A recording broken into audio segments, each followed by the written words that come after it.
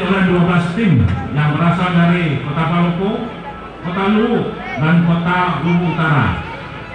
Turnamen ini dilaksanakan selama 13 hari, mulai tanggal 23 November sampai dengan tanggal 5 Desember 2022. Kami selaku panitia penyelenggara berharap kepada seluruh tim dan ofisial dapat menjunjung tinggi sifat sportivitas dan fair play. Karena sikap sportivitas dan fair play tentu saja akan membawa penonton untuk selalu tertib dan jangan mudah terprovokasi. Dimanapun yang kita dukung, hendaknya didukung dengan sewajarnya. Mohon izin untuk didampingi oleh Bapak Kapolres dan Forkopimda beserta para.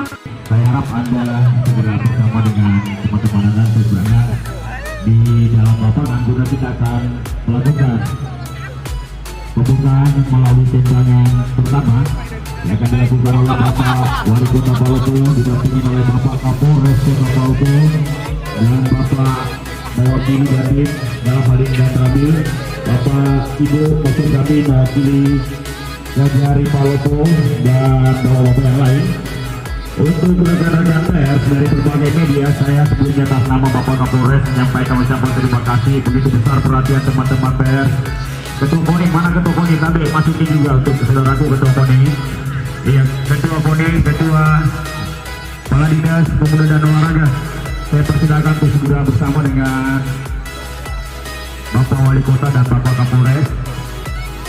Iya, untuk kita akan menyaksikan tendangan awal dalam turnamen sepak bola Kapolres Palopo Cup 2022 yang akan berlangsung selama 11 hari, 12 kesebelasan yang kembali kita akan saksikan.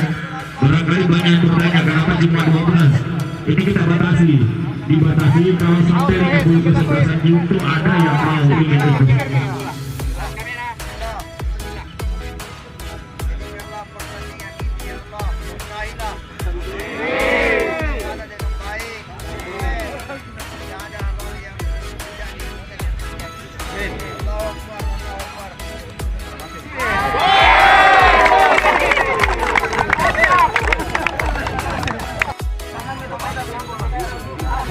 Baru saja dilakukan tendangan awal oleh Bapak Wali Kota bersama dengan Bapak Kapolres dan tentunya yang mendampingi beliau.